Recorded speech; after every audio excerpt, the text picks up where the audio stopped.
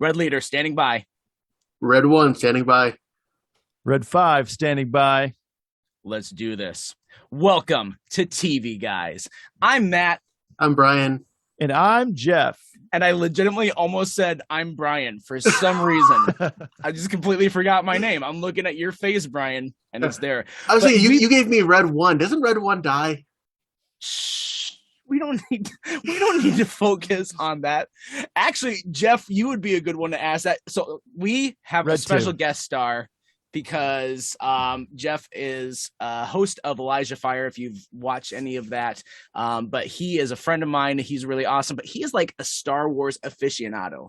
So we kind of have tiers today. Brian knows of Star Wars and has seen a number of them.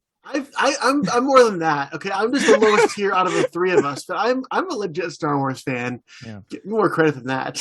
Yeah. You bet. I have a little bit more knowledge. I know things like I can spell Kashyyyk without looking it up. You know, that's how far I can go. That's pretty impressive. Yeah. And then Jeff can like tell you like all of the inhabitants of Kashyyyk, not just Wookiees, like all of them by name. Yeah. You don't have to. Yes. You don't have to. Don't prove it to them. Just Yes. relish in it. Yeah. Yes, I can. But before we start talking about the Book of Boba Fett, I have an announcement to make. You guys probably know there's something big is going on because the listeners are going to hear the fanfare music that I'm going to edit in later. It's going to be playing right now. It finally happened. I finally gave Matt a piece of entertainment news that he did not already know. It's true. Which was that there is a new Girl Rewatch podcast and it's hosted by the stars Zooey Deschanel, Hannah Simone, and Lamorne Morris, who played Jess, Cece, and Winston. I've listened to it. It's a good podcast. It's called Welcome to Our Show. But because I finally bested Matt and knew something before he did, I would like to accept this award. Oh my God. Congratulations, Brian. On behalf of the people, when I bought this at Valley Fair 15 years ago, I knew it would come in handy one day, and that day finally arrived. I love that we have visual gags on our audio podcast Yeah. because I also had something just in my back pocket. I watched an episode last week of Elijah Fire with Krista Bullock on it, and all of a sudden at the beginning of the episode, Jeff pulls out something he got from Disney Hollywood Studios that I'm sure he has right next to him. I don't actually. Oh man. I was like, maybe I should prep him and tell him to do that and then pull I it totally out. forgot about it. It's the dark saber. I don't want to brag. I do rule the planet of Mandalore now. I had to fight somebody for it in single combat. I absolutely. So That's true, but he I don't wanna does not brag. have he doesn't have his helmet on, so I mean he's not truly I don't. ruling Mandalore. It's true. Yeah, it's true. It's not. It's It's not the true. way. It is not the way. Yeah. I bought in Fortnite, so I'm a little bit of a Fortnite guy too because my kids play it, and you know it's a fun game. Yeah. And so I bought because they had in the item shop like a little hologram that they would do, like it's one of their quote dances. But it's just they'll show up like this little hologram in their hand. All of a sudden, Mandalorian pops up and he says, "This is the way." And I'm like, you know what? I will buy that Because I will you're a spend money sucker, on it. and I get it because I am too with that kind of stuff. I skipped like the Matrix, like the dodging bullets dance. Yeah. I skipped like the Karate Kid, like crane kick dance that they had a couple weeks ago. Yeah, But this one, you I just bought had it. to. Yeah, it's there's no judgment from me. I Nope. get it. We're good.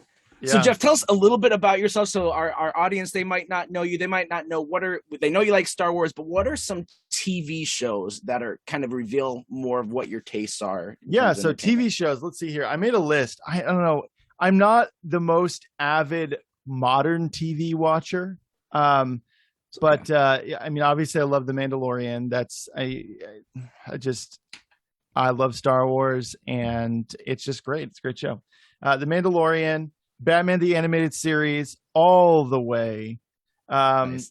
The Clone Wars is another big one that actually really grew on me. At first, I was one of those Star Wars fans that was like poo-pooing it, and then my friends were like, "Dude, just give it a shot. Just let it play out a little bit. It gets better."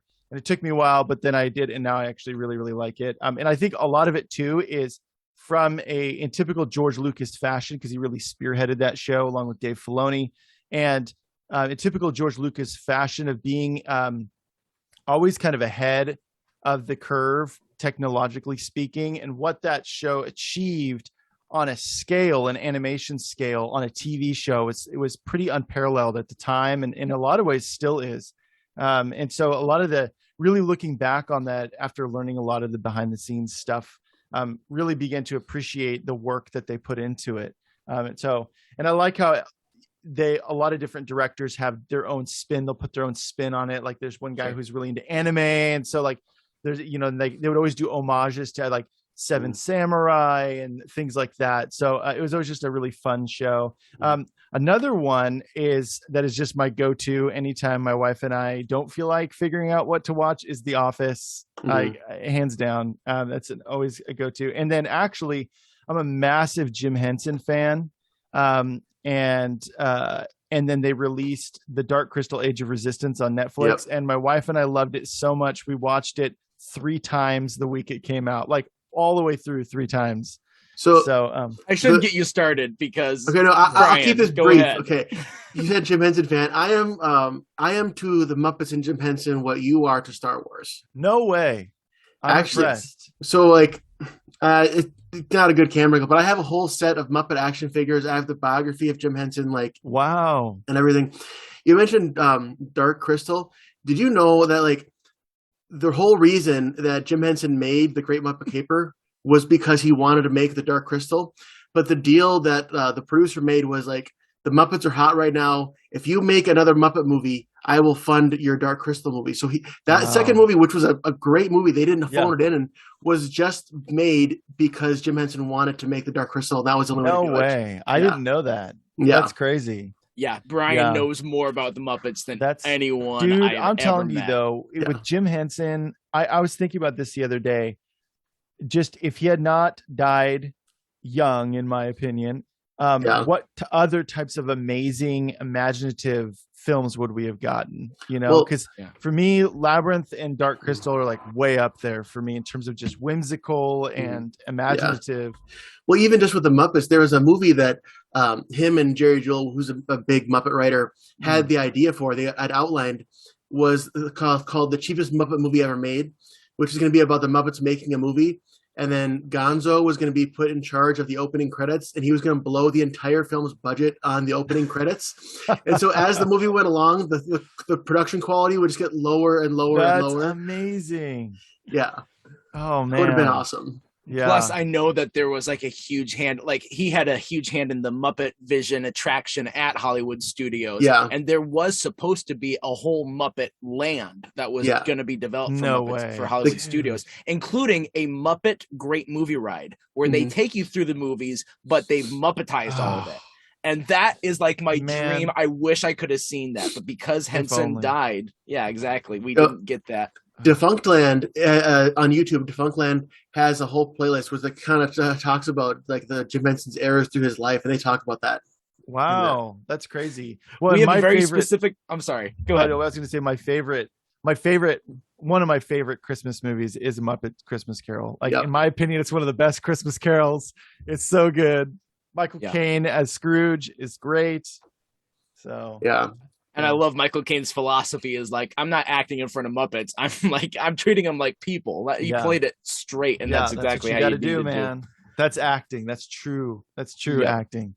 So we have a very specific niche of fans that are listening to this, that are Star Wars fans, that are also making it through our Muppets talk because they love it. Yeah. I don't know if there's a ton of overlap. Yeah. But I know some of us. There's a few out there who are like, oh man, this is like the perfect episode. This is it. So you have made it. Welcome. Yes. This is your home. Awesome. Well, let's get into. We are going to be spoiling all of Boba Fett, and so if you haven't finished it yet, just pause this, go watch it, come back. So let's jump into The Mandalorian season 2.5, and that brings me to I was going to wait to bring this up. Matt might need to audition for a new podcast host because he might kick me out after what I'm about to say. Mm-hmm. Which is okay. I like the Book of Boba Fett, but also did we need it? Because it's kind of like when you go to a mall and there's a Starbucks, and across the hall there's another Starbucks, and it's like, is it any different? Like, halfway through the show, they're like, "Wait, are we just making the Mandalorian again?" There's a whole episode that's just about the Mandalorian. 2, actually. Yeah, 2 of them. It's like, what show are we making? Why not just combine them and just make Boba Fett a bigger part of? Like, do we need? I don't. It just seemed. I 100% agree. Now, obviously, I'm a massive Boba Fett fan. Yeah, I know a lot about the character. Star Wars fans, maybe of my caliber, I guess I should say, are kind of divided right now. When are they not? And I swear, there's always something that Star Wars fans are complaining about. For how much they love this series, they sure seem to hate the series a lot. And I lived through the prequels, and I never really had. Obviously, Star Wars is Star Wars. I love Star Wars. I can sit there and I can pinpoint my issues, but ultimately I try to find a way to immerse myself in the world. So even with the prequels, I was able to dismiss some of the stuff I had hangups about. There's a lot of ways that I felt like they could have structured that trilogy to better suit the story they were trying to tell. But there are great moments in the prequels, though. Right. Yeah. But at the same time, I lived through this absolute utter disdain that a lot of the fan base had. And now, I mean, you see on Instagram all the time, people are like, oh, the prequels are amazing and the sequels suck, or whatever the case may be. And so for me with the Book of Boba Fett, there's some things that I wish that they would have done differently. I really feel like they should have workshopped the story a little bit more to kind of help things land. Was not a fan of the way they edited the first 4 episodes, where it was like the constant jumping back and forth in time. Mm-hmm. I think a lot of people would have preferred just tell a linear story. Mm-hmm. Gets out of the Sarlacc pit and then does his thing with the Tuskens, and then because we know kind of where he ends up because we saw him in Mandalorian season 2. So seeing how he got to that point and then picking up the story, I think would have worked better. Yeah, I think you're right. I agree with both of you guys. I thought I was gonna be like, oh, here's my unpopular opinion. This wasn't needed, but I mean, it still was. I really love your analogy, Brian. That killed me. That's great. Yeah. But here's one thing that has kind of helped me in the way I'm thinking, the way I view it, is because when we're calling this the Book of Boba Fett, I feel like it is intentional of like, here's all these chapters that they have a payoff at the end, but there's a lot that's almost seems like episodic that doesn't tie into other stuff. And that was like, okay, I see that that's what they were going for. Mm-hmm. I don't think they nailed it as well as I think they would have liked to, but I get that that's what they were going for. And I didn't hate the series. There's a lot of good things that happened this series. I'm like, Jeff and I have been talking throughout the whole series every Wednesday. We'll message. And like, you would not have known from looking at our messages together of like any negative that we felt about, because we'll be like, oh dude, this was so awesome. Oh, I love this. Oh, totally. It might be unnecessary, but we get Boba Fett riding a Rancor, right? That makes up for everything. It was pretty cool. And I think that's it. There was a lot of what I'm also noticing with a lot of fans, and there may be some listeners who feel this way. So I want to be respectful, but I do feel like I saw a lot of whispering online throughout the course of the series going, oh, there's going to be a huge payoff at the huge reveal at the end. And the final episode, there's going to be a huge reveal. And maybe there was a lot of conditioning as a result of Luke being revealed at the end of Mando season 2, that kind of led to that. But what I noticed is there was a lot of that. And then there were a lot of whispers like, I heard that Han Solo is going to be in it. And then I heard that so-and-so is going to be in it. And so when it got to the season finale, there wasn't a big reveal. But the whole season had a lot of big reveals, especially those 2 episodes leading up to the finale, where you got Luke, Ahsoka, you got, Cad Bane, the blue dude with the red eyes. And that was for you, Brian, just in case you didn't know. And, I think all those characters are very beloved, and some of them made appearances in Mando season 2, but a lot of us didn't think we were going to see them until season 3 of Mandalorian season 3. And for me, it was the payoff of the finale. For me, was there. I was in it. It was intense. It was fun. I didn't know how certain characters are going to get out of certain situations, and it made it really fun.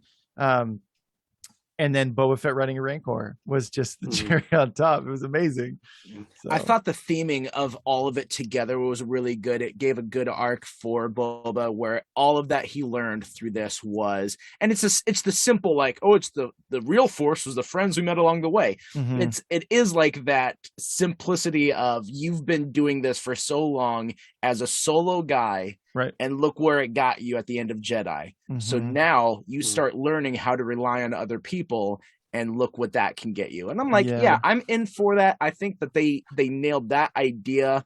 And so I felt that thread, and it tied up better than I agree. First thought it would. Yeah, I agree. I have two little tidbits that one of them I think is really cool that I would have never picked up on that I saw on TikTok. I guess there's in one scene where you see you're on Tatooine and you see there's like a path with like a bunch of like a busted fence. And do you guys know what this? That is where Anakin in the pod racer scene in Phantom Menace in episode 1 crashed through this fence. Yeah. And like 50 some years later, that fence is still just left. Yeah, they never fixed it. I love that. Like that detail, like who's going to notice that? But like, that's what someone did, but it's really cool. Yeah. It's not Star Wars, but I just want to throw this out there because I'm a huge Back to the Future fan. In Back to the Future 1, when Doc's on the side of the clock tower and his foot slips and he breaks like a piece of the ledge, in 2015, you can see that piece of ledge is still broken in the future. Really? That's really cool. Oh, that's cool. Yeah. That's cool. The other thing, do you guys know the Patton Oswalt thing I'm going to bring up? Yes, I do. That's from Parks and Rec. That's what right? Wasn't it I from had Parks thought and of that. Rec? I'm like, because that should be the intro. He talks about like the his filibuster, and he basically described shot for shot, like you see the Sarlacc pit, and a hand comes out in the Mandalorian armor, and it's Boba Fett. That's what happened.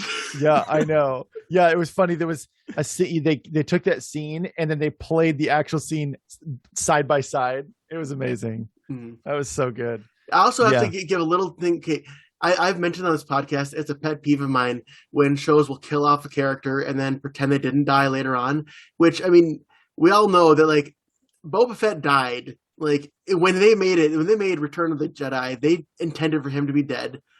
But I'll forgive it.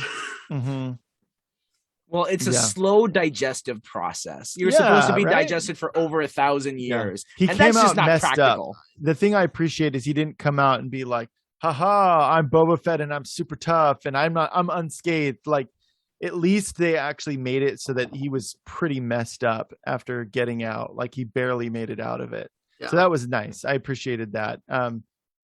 Because it's interesting, a lot of the legends, so all of like the stories that came out after Return of the Jedi and the books and all of that, kind of turned Boba Fett into this just, I'm going to offend some people, ridiculous guy. He's like, he becomes the leader of Mandalore and he does all these things. And it was almost like this overcompensation for what happened in Return of the Jedi, where it's like, he's not a punk. I swear he's not a punk. And he didn't die like a punk. See, he's the leader of a planet now. And he's doing all this stuff.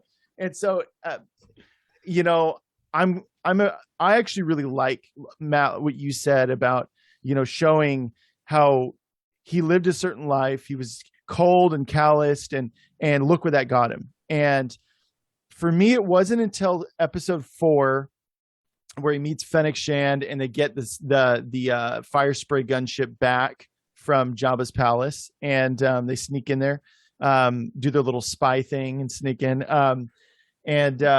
That for me was where I began to see the connective tissue within the first 3 episodes, where I was like, oh, okay, I get it now. Because at first I was like, what are they doing with Boba Fett? Like, he's like, they took away his teeth and he's just kind of like, and I got it at that point. And maybe it was more obvious to other people, but for me, I was just kind of, I'm protective of Boba Fett. You know, it's, he's my guy. So, I really appreciated kind of them doing that. But again, having said what I said earlier, I do think it would have worked better if they would have just told a linear story to just kind of follow his journey. And then you can pick up the pieces of where he is now. I think that I really ultimately think that would have worked better, but I mean, you know, whatever, like I still really enjoyed it. Yeah, because they didn't quite do it like, say, Lost does. Because when Lost would do it, they do these flashbacks in the episode, but each flashback scene would be like a minute and a half of the scene or something like that. And so it'd be like a total of 5 to 6 minutes in the past for that and then whole make episode. that sound, and you go back, it's coming, And it's also very easy to keep track of, like, oh, yeah, on an island? No, then it's the past. It's right. Yeah. And so with Boba Fett, it's like they dedicated so much time to the different side. So it's not like it's like, oh, here's a little bit of the flashback to give you some context. It's like, no, here's a flashback for 20 minutes of the episode, and the other 20 minutes is present day. Right. Now, Brian, was that like, I'm just curious, as not necessarily like, not, it's not like you're not knowledgeable at Star Wars. I get what you're saying. Yeah. Yeah. Like, was that confusing for you, or was it easy for you to track along with, or I'm curious what you thought of all of that back and forth. Yeah, Brian, as a total moron, how did you feel? No, I was a little bit lost. And with the kind of same thing with Mandalorian, once you get a few episodes in, then the story kind of comes together, like you're saying. So I just kind of like, okay, I'll watch. And luckily, there's a lot of familiar places. Like they're on Tatooine a lot. They're in Jabba's palace, which obviously is kind of a familiar anchor point. But sure. I was a little bit lost, but then I caught up. Yeah, I'm wondering if it would have worked better. It was a weird choice for them to, in a show called The Book of Boba Fett, to give you 4 episodes. And that was when I was like, okay, I'm in it. Okay, let's go. Let's do this. We got 3 more episodes. Let's knock this out. And then they spent 2 episodes basically as an extension of Mandalorian. It's basically like Mandalorian season 2.5. And then they go to the finale. It would have been nice to have 1 more episode in there to kind of pad it out a little better, so that you spend more time with Boba Fett. I don't know. Yeah, this is definitely not a show that you can really get if you're not a Star Wars fan, because there's so many references to all the movies, and like they mention Jabba the Hutt so much, and like even when they jump to the Mandalorian, if you're not a Star Wars fan, you might not recognize like, isn't this the same guy? Because the armor looks very similar. Yeah. Or like from Mandalorian when they brought in Timothy Oliphant's sheriff character. I can't remember his name. Cobb Vanth. That's right, Cobb Vanth. Yeah. And by the way, did you see the post-credit scene? They did have one for this. I did. So he survived. He lives. Which is great because I like Timothy Oliphant. I liked that character. Yeah. His hair was incredible. Yeah. Oh man, the tension of that standoff at the end of the second to last episode. Holy cow, really well done. Mm-hmm. Yeah, that's Dave Filoni for you, man. That guy's he's a master. So I wanted to circle back because you talked very briefly at the beginning about like prequels, and I wanted to circle back because we had like a lot of prequel love actually in this show, and I think we're going to get more of that because now we've got a release date for the Obi-Wan show that's going to have for those who don't know, it's going to have Ewan McGregor from the prequels and Hayden Christensen back as Vader. At this point, he's already transferred over from Anakin to Vader. So we're going to see that timeline. It's really interesting. It's exciting to see, but it is nostalgia of the prequels, which weren't as well received back then. So how do you guys feel about revisiting the prequels and kind of throwing some rosier tinted glasses on the prequels? I say Brian goes first because I kind of already slightly touched on it. So I'm all for it because honestly, like, I never hated the prequels. I was a kid when the prequels came out. I remember my dad taking me to them, and like I don't care what anyone says. Revenge of the Sith is an amazing movie. Come on, like 1 and 2 even have great moments. I think 2 is worse than 1. I think Phantom Menace is like billed as the worst one, but I think it's actually Attack of the Clones because of all the sand talk and all that crap. But all of them have really bad dialogue. The movies, apart from it, are good. But it's like you're writing dialogue like it's a play. Don't do that. And also, they didn't give Padme anything to do. She was just there to exist and to be Luke and Leia's mom. They didn't anyway.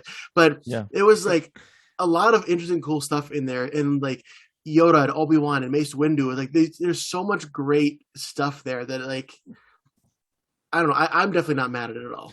Yeah, I think what really helped soften the blow of the prequels was actually the Clone Wars, to be completely honest. What they did to actually really, they did in that show what they didn't, George Lucas didn't really succeed in with the prequels, which was turn Anakin essentially into a hero. And I always thought that it would have been better if Anakin didn't have an obvious bent toward rebellion against authority, and that it was more closeted. Like there was this part of him that was gnawing at him. So when you know, on the surface, he's this hero and everyone's like, oh, it's Anakin. Anakin's here. We're saved. This is good. He's the chosen one. And even in the prequels, there was this, the other Jedi were very wary of him because he wore dark clothing and he was, you know, always talking trash and sassy towards Obi-Wan and you know, always going off on his own when he wasn't supposed to. And to me, it was kind of like when he switched to the dark side, I kind of feel like there were some Jedi that probably would have been like, dude, I told you what I tell you. I called it, you know, and they would say that, but they're dead. Yes, but they're dead. Yeah, he killed them all. Yeah, so I think Clone Wars really helped warm a lot of people up. And I've heard a lot of Star Wars fans say this, really warmed them up to go, you know what, actually the prequels aren't so bad, you know, especially because you have all that supplemental material. And that's why with the sequels, which are getting a lot of flack right now, some of it very warranted. But I think we're going to see something like that as well, where you get supplemental material that helps really build out things and ultimately do what the trilogy should have done. The same is true for the prequels as is true for the sequels as well. They should have done it in the sequel or in the trilogies, but here we are. Well, I got a question about that. So I never saw Rebels or the Clone Wars TV show. Mm-hmm. I know that's where Ahsoka Tano came from. Yes. So, and now that she's here now, do they ever explain where she was during the whole original trilogy? Because she had to have been around because she's alive now. They do kind of. Yeah, kind of. They actually do. Okay, because you think that she would have gotten involved at some point, because we were led to believe that Obi-Wan and Yoda were the only Jedi at the time. Right, yeah. So they actually do. And it is, you see it in Rebels. Okay. Yeah. So it's it's worth watching. Like both Clone Wars and Rebels kind of suffer from the same first season syndrome, which is, it was a little bit more geared towards kids with a couple of more serious episodes peppered in. And there's some good stuff in those first seasons, but then they started to realize their audience was very mixed. And so they started to get a more even keeled narrative going that, you know, was accessible to both adults and children, which I thought was great. I thought it was a good move. But both Rebels and Clone Wars both kind of suffer from that first season. So it's like, if you start watching and you're like, I don't know about this, just push through and it actually does get better. So on that note about the prequels, I wanted to talk about something that everyone loves talking about whenever we talk about TV shows is brand marketing and that strategy. See, here's something that Disney is doing that I've noticed with both Star Wars and actually even with the Marvel series as well. And I call it the It's a Wonderful Life effect. Because when It's a Wonderful Life came out, it actually was critically panned and a commercial failure. And so it didn't have the crowds that it expected. So it just kind of was destined to die out into obscurity. And so even so to the point that after the time expired for the rights to remain with the company, that whoever it was whose job it was to renew those rights didn't feel like it was worthwhile to renew the rights for It's a Wonderful Life. So let the rights lapse and it went into public domain. And so what ended up happening after that was all of these TV stations that needed some cheap entertainment for the holiday season in between their the break that they would have in their primetime shows, that they saw this movie and found it. It's like, oh, it's free and it takes place at Christmas. Well, let's do that. It doesn't cost us anything. We'll get money out of it. So they'd put that on programming, but to advertise for it, then they'd be like, oh, come see the Christmas classic, It's a Wonderful Life. And so after enough times and years of doing that and enough stations doing that together, there's this generation of people who only knew it as a Christmas classic. So it suddenly has become that Christmas classic in people's hearts. And I like it. It's a good movie and it deserves, in my opinion, that title, but it wasn't that when it first came out. Wow, that's crazy. I had no idea. And so I'm seeing that, like with Marvel, they started to do that a little bit with movies that were unpopular, like Iron Man 2 or Avengers 2 or Thor 2. All the 2s, they failed on all this. Captain America 2 is really good, though. So was Guardians 2. Yeah, Guardians 2. The old like 2s before they really got into but Captain America 2 was like the exception in the first 2 phases. And so like Infinity War and Endgame revisits Thor the Dark World and gives a better positive tone to that. Or WandaVision revisits themes from Avengers 2 because that's where we first met Wanda. And so Star Wars is doing the same thing with the prequels now. These things that there's been enough time, and sure there's people at the time who had a bad taste in their mouth about that, but if Disney can convince you that no, you loved these are classics. Look at this Naboo starfighter. Isn't this great? And I was like, oh cool, the Naboo, I love that ship. That's really awesome. I liked it from the beginning. I would like to point out. But they're in this process of trying to retrofit their failures to say no, these are actually successes. That's why they're revisiting these now. And again, we all talked about how we like the prequels more than they got. Apart from the dialogue. Speaking of that, I just realized what they could do. You talk about putting the Patton Oswalt sound over Boba Fett crawling out of the Sarlacc pit. You could also put Anakin's dialogue about how he hates sand and how it gets everywhere over him crawling out of that pit, and it would work just as well. It would look really well. Yeah, I agree.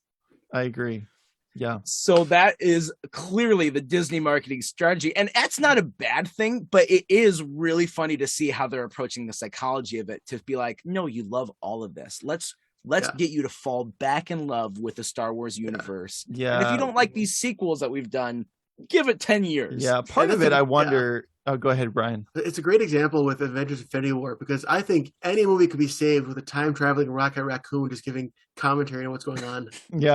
Oh, that's Mom. She's going to die today, huh? Well, that sucks. Yeah. It's so good. Yeah.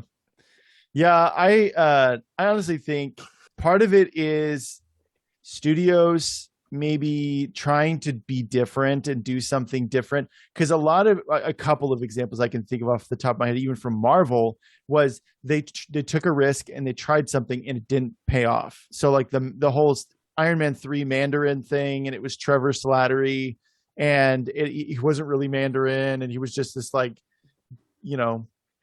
oafish kind of actor who and then they resurrected him essentially in Shang-Chi, where they actually brought in the real Mandarin, and they did that little Marvel one shot back when they used to do the one shots. You guys remember those? They're like little short films. And they did one, it was called like All Hail the King, I think. And it was about Trevor in prison. And then the Mandarin comes in and busts him out, essentially to say, hey, you have to answer for taking my name.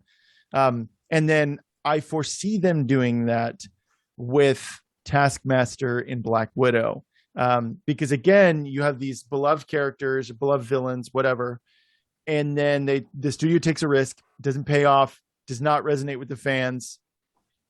But that's something that's interesting that maybe we could talk about, is something that I notice with studios and their fan bases, is they often view their fan bases as the obstacle in which they need to get over, rather than viewing them as a boon to their development of their movie. It's free advertisement. If you get the fans, they will tell everybody else to go see it. And I've seen it change even in the last 2 years with, weirdly of all instances, Sonic the Hedgehog. Because the Sonic the Hedgehog trailer came out, everyone saw it and they're like, that is the design you're going with. It's super creepy. Sony no, not Sony. Whoever did the movie, to their Sega credit or whatever. Yeah, to their credit, they're like, okay, you got it. We'll change this. We'll spend a lot more money on this movie than we should have to. We'll push it back 6 months, but we'll change this. And they got the money back because the fans were like, they did it. They listened to us. We're going to go see this. Yeah. Mm-hmm. And now they're making a sequel. Yeah, and now other studios are like, oh, maybe we do need to do more to the fan service. And Yeah. now it's a weird line that they all have to walk. I do Well, feel and bad for them. bring it back to Star Wars, Jon Favreau and Dave Filoni get that. And Dave Filoni, back when he did Clone Wars and then he did Rebels, was always mindful of the fans, never viewed them as, oh, here we go, I gotta like put up with this, but actually listened and tried to understand. And he was a Star Wars fan himself, but so he did understand that aspect of fandom, but at the same time, viewing it as, okay, well, these fans are actually a benefit to us. They're not something that should be a burden to us. And I feel like that really, really shows in The Mandalorian season 1 and 2, like really shows. Mm-hmm. So. Well, even in Boba Fett, I think one thing is I didn't mind, but it seemed to be clear fan service was the twin Hutts of Jabba the Hutt, like his cousins. They didn't really do anything in the story. They showed up, they acted tough, and they're like, "Oh, well, there's a new bad guy. We're leaving. We suggest you leave too." That's all they did. Yeah. But they clearly was like, "We can't show you Jabba the Hutt because he's dead, but we're basically going to show you Jabba the Hutt with other Hutts." Yeah, yeah. But part of me wonders if they do a season 2 of this, or I don't know how it's going to go forward, like if they're just going to integrate it into Mando season 3, or I don't know. But the thing that did cross my mind is, what if they were behind this the whole time? I mean, Hutts are gangsters. They're very especially that part of the galaxy, very, very involved. And for them to just go, okay, you can have our cousin's palace, it's fine, okay, bye, like, to me doesn't really, I theorize that it's possible that they were behind this whole thing, and that maybe you'll see that in season 2, if there's a season 2. I don't know. So that's just my thought. That brings a good question, because I was going to want to get to a point of, what do you guys want to see next for Star Wars? Whether we're looking at the Obi-Wan series, what do you want to see out of that? Or we're looking at this time frame, because I really like this time frame.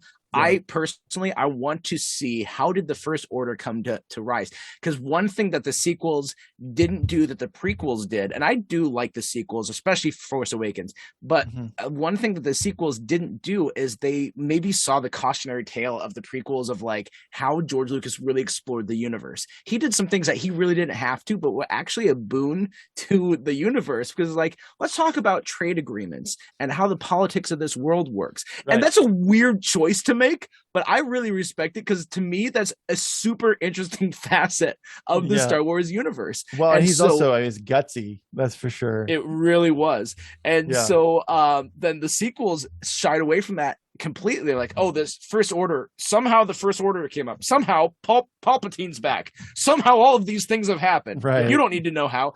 I want to know how. Yeah, the prequels did a great job at showing that how much Palpatine was able to pull the strings and get in charge. Like, he was behind everything. I agree. Yeah, I feel like that was a really, really, that actually is very insightful, just in terms of, because it's easy to look at, well, okay, we'll use like a very obvious historical figure of Adolf Hitler and look at him and be like, how in the world did Austrians sign away their freedoms like that when he was a horrible man? And then you come to find out, like, George Lucas was trying to show that in the prequels of power doesn't just happen like, oh, here comes a bad guy and hey, I'm bad and you have to deal with it. It's almost like they lull people to sleep in terms of their decision making. And it was very insightful, actually, just how a country can get overtaken by evil, or a dictator, or whatever. I thought that was really insightful, because it's very applicable to, if you just look throughout history, how certain people got into power. I thought that was really interesting. Yeah. But not what you'd expect from Star Wars. Like, remember the original sequels? Here's what we're going to do with the first movie right out the gate when we bring Star Wars back.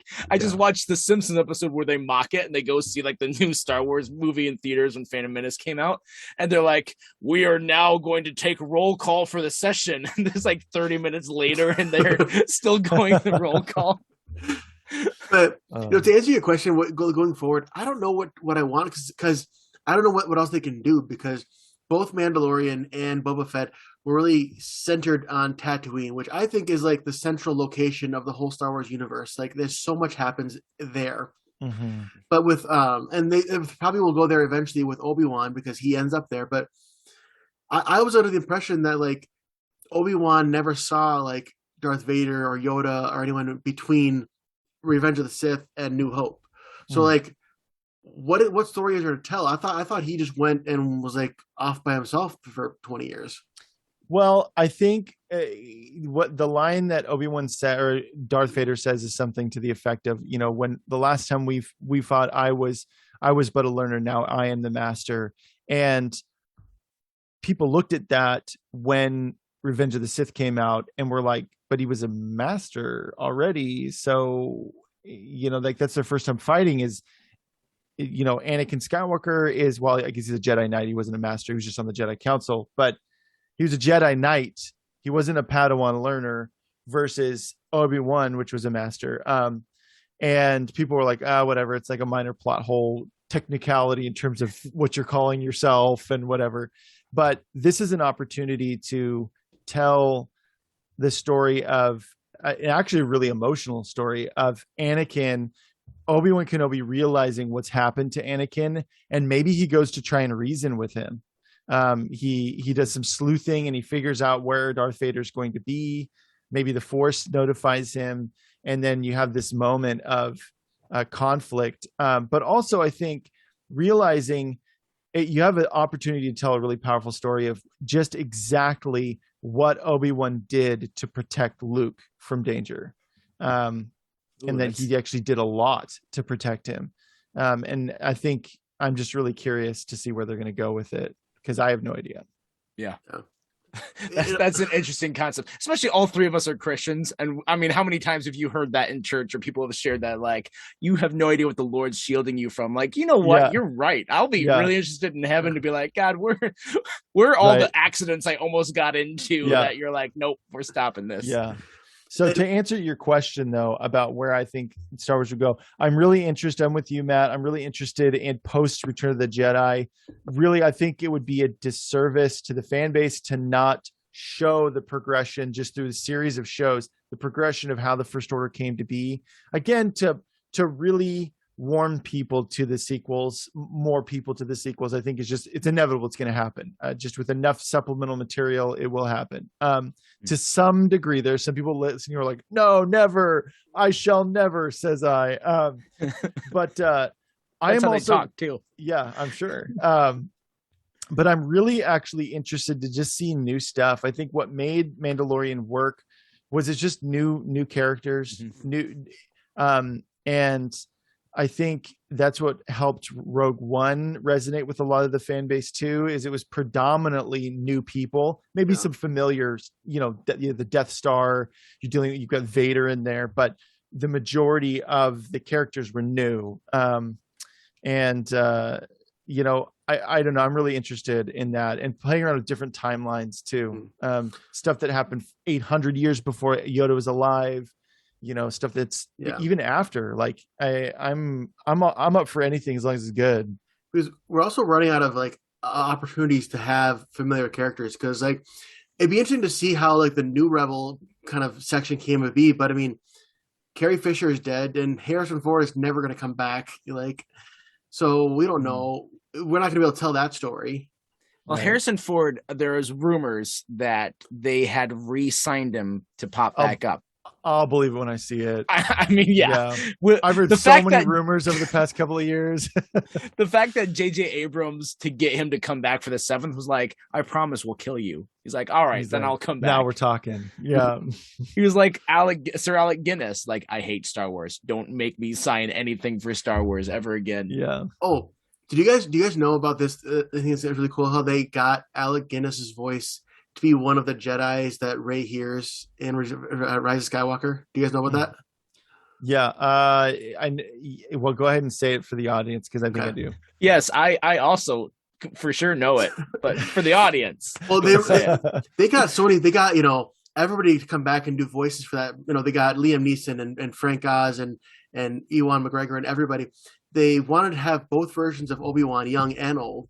So they took a line from A New Hope where old Obi-Wan says to R2D2, "Don't be afraid." And they cut the audio to get Rey out of afraid. So one of the voices that just says Rey is Alec Guinness's voice from episode 4. Yeah. And they even, when they have the credits of like past Jedi voices, he's listed among like everybody else, which is cool. Yeah, and I don't know that I would imagine maybe they did put him in The Rise of Skywalker, but the first time they did that was in The Force Awakens when she touches the lightsaber and she has like all those visions, and then she's in like the Force and you hear Rey, and then she falls back, and then all of a sudden you hear Ewan McGregor whisper, "These are your first steps." So yeah, but it's like really creative. Yeah. And they were probably like, "Dude, we did it." So man, it's crazy what they're able to do now between like deep fake technology, CGI stuff, like how they reconstructed Tarkin for Rogue One. That was impressive. Like that was the first one I remember being like, okay, this no longer looks as much like Uncanny Valley. Yeah, this looked pretty legit, right? Yeah. And you know who else I bet they could get back to for something would be Anthony Daniels as C-3PO, and you could plop him in like anywhere. Yeah, because that's kind of his like shtick is C-3PO. It's like I got nothing else, guys.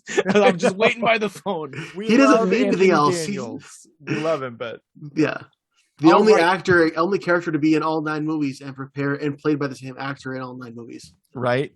Yeah, yeah. But speaking of deepfake, what'd you guys think of the Luke, young Luke in the episode of Book of Boba Fett? Were you going to bring up the fun instance about how there was someone who did a deep fakes, like when Luke was in the end of Mandalorian season 2, that someone was like, that doesn't look quite right. And they did some deep fake technology to help him. And then Disney was like, let's hire this guy. And so they put him on there, and he did that for this episode for Boba Fett. I think it looked really good. Especially compared to season 2 of Mando. I forgot for a minute. I was thinking, oh yeah, they got Mark Hamill. Wait a minute, this is Mark Hamill 40 years ago. Wait a minute, yeah, that was 40 years ago. It looks a lot more curmudgeonly now. I was really impressed. And I think there's still some people out there that are kind of putting it down, but just the sheer fact of what they achieved with it, because they have to use an AI to mimic his voice even, and they have to pull in all this different source material from audiobooks he did, radio plays, the trilogies, interviews, and then synthesize his voice. I mean, it's insane. It's amazing. You know who saw this coming? Robin Williams for Aladdin back in the 90s told Disney that they couldn't use his rights outside the movie. Like that he was like in perpetuity, that they weren't going to be able to take this stuff and then like create anything new off of it for him recording his voice. Now, I don't think he saw this much foresight to see what we see, but he knew Disney. He knew what they did. Yeah. And he was like, I will record this movie. I want to do this movie, but any extra that I do, don't take that and run with it. Yeah. Well, it raises an interesting ethical question though, about like, obviously the estate of an actor who's passed away has to agree to it. Let's say they decide to resurrect Robin Williams. It's just bizarre, man. It is so weird to think about the possibility that they could, if an estate, the estate of a deceased actor decides to do it. It's a weird thing to think about the implications of that they could actually go on to be in movies. Yeah. This has got to be in contract. So I feel like a lot of these characters, especially in like Marvel and Star Wars, that they're going to be making a lot of stuff. There's got to be something in the contract that says like whether or not they're able to use clips or anything like that. Like they've got to be planning that ahead of time now. Yeah. Because the watershed case for them not being able to own likenesses, for not being able to own likenesses came from Back to the Future 2. It was Crispin Glover decided not to be in Back to the Future 2. He was in Back to the Future 1. And so they used clips from Back to the Future 1 and even credited him they even credited those clips to George McFly, even though they had another actor who played like the old version of him, but they use like the product testing for the picture or the old age makeup test for the picture in the paper that they use, and then the clips from the first one. He sued them, and they settled out of court because he had a point. You didn't have the right to the actor. You had the right to that character for that movie and what they signed to. And it completely changed the way those contracts were done up since then. Yeah. And I know Crispin Glover it gets pretty worked up about it still. Yeah. In interviews. So, yeah. But, I mean, so if you guys could give Book of Boba Fett a numerical grade, what would you give it out of 10? I was gonna say out of what? 6 out of 100. Yeah. I'd still say 6. I mean, it's not a show that I'm going out of my way to say, hey, you guys need to go see this. You need to watch it. But I enjoyed it for what it was. I look forward to every Wednesday. And so I'm not disappointed by it, but I'm not like blown away. Must watch TV. I will give the execution a 7.83, but I will give the necessity a 3.72. Okay, yeah, I think that's fair. For me it was an 8 out of 10. But it's also not one that I would, unless somebody really likes the character, I don't know that I would recommend Matt it. is going crazy right now. I know what's going on over there. I changed my answer to 6.16349217836 and a quarter. Okay, that's fair. Was that so hard? Yeah, that's fair. Why the 2 decimal points? Why is 7? Why is 7 not good enough? Because I knew it would give you this reaction, and I thought it would be funny. It's hitting me wrong. See, we've been doing this long enough that I know Matt. I know how he's going to react, and so I can egg him on. Yeah, you broke him, dude. This joke hit me right in the right spot. I don't get it. So I had like I had said, I wanted to do a gag. I wanted you earlier, if you had your dark saber, I wanted you to pull that out, and then I was going to have Brian describe it in detail to our viewers since they couldn't see it, since this is an audio podcast. Oh, man, and when I thought of that idea, I Googled for like 15 minutes. You should have done it, man. It would have been great. Oh, well. If you didn't have it, I could still describe it, and our listeners would know you didn't have it. That's true. We would have it. Man, I'm failing. My lack of preparation. I've been selecting little clips, video clips, and then giving to Matt to put on Facebook as little teases. So like I'll probably do the little bit I did in the beginning with my awards. People can see what I'm holding up. Yeah. And you'll be able to see my backdrop with the in the X-wing doing the trench run. I'm a little run. jealous that I didn't think of something like that. Apparently my computer, I tried for like an hour. I downloaded a video of me sitting in the cockpit of the Millennium Falcon with Chewie, and I was going to have like that video playing, but I couldn't figure out how to get the video uploaded. It wouldn't allow me, and I did all this troubleshooting stuff. I had the issue. Matt, do you remember like last year I had that gag where like I put myself in the background? Yep. Originally, I was going to have a video, and I was going to have a video of me walking past in the background just to see what you would notice. But then I think you have to have like an extra zoom, like the premium zoom, to be able to upload videos. I think it might be my system's capabilities. That's what I stumbled across in my investigation for an hour. I think that's it for me. Well, this might be our longest episode on file. We just kept going. It's great. So we're gonna jump into trivia. What was last week? Oh, I put it online.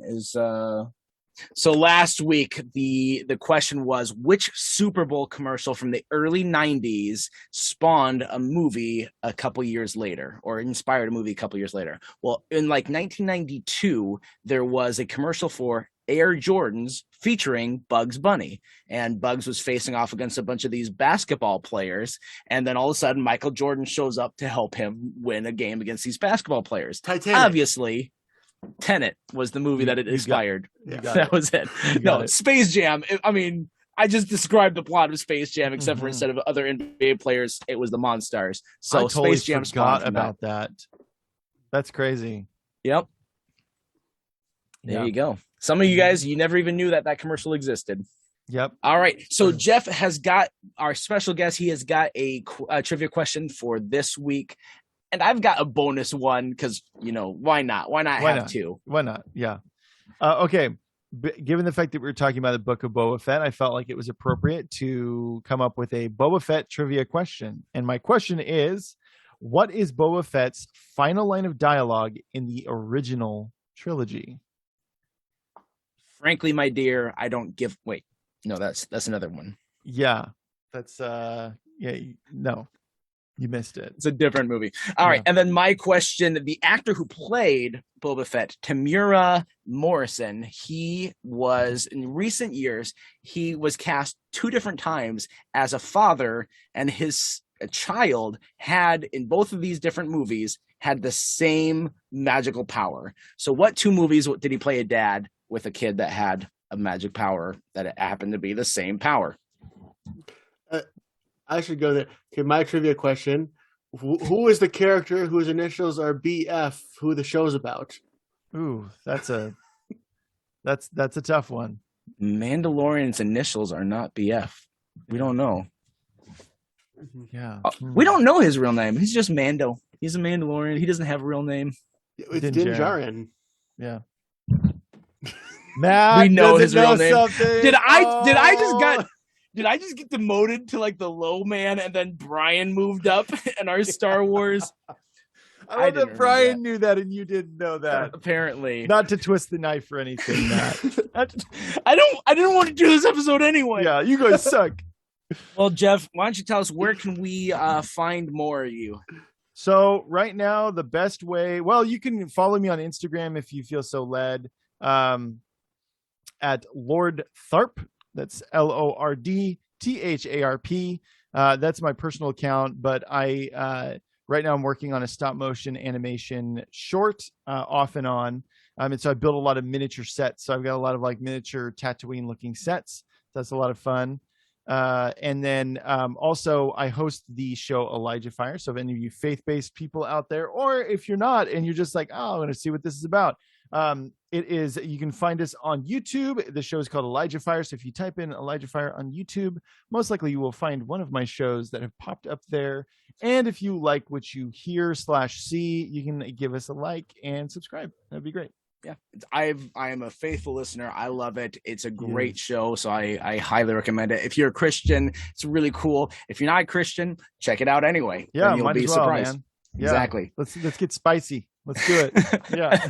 And then you leave all your comments and they're like, I don't believe this. So yeah. Then Jeff can deal with you. Doesn't faze me. Yeah.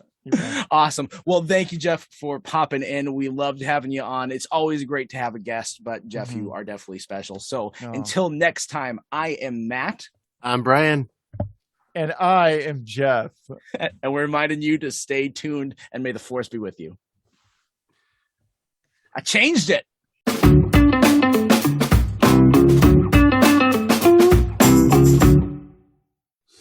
In my parents' garage, there's a piece of wood that's sticking out. They have a towel hanging off of it because without that towel, it blends in. And when we were moving them into their house, I bent over and smashed my head, and there was the blood coming down my forehead. Oh my gosh, dude, that's crazy. I threw a rock at my own head once. I actually threw it at a tree, bounces off the tree, and I don't see its arc above my head. It lands and then hits me right on top of the head. And I'm in like a parking lot, like a youth group parking lot. And so there's a bunch of people all around. And I was just like, swore someone threw a rock at my head after I did that. I'm like, who threw that? And I'm yelling. And then it's like 5 minutes later, I'm like, is that really the most logical solution? That's crazy, man. That's like a 1 in a million. Yeah, no, I've never accidentally hit my head. Like, okay, well, one time I was lightsaber fighting. And I went down like this, like struck down. And then a friend of mine, because we used to use these like wooden dowels that we would like wrap with electrical tape in different colors so we could like really hit full contact. And I came down like this and he blocked up like this. And I had like a loose grip and I just smacked myself right in the forehead. And it was pretty hard. That's all I've ever done. But, I mean, if you haven't hurt yourself in a fake lightsaber battle in your life, have you really lived? Yeah. Well, and actually, I have a scar on my chin right here from another time that I was lightsaber fighting. We went hard, guys. We went hard. Okay. I just say this is going to be the end tag after like the outro music. I'm going to put this little clip of our head injury stories at the end. And this is why we all have head trauma. Yeah. Yeah. Explains a lot.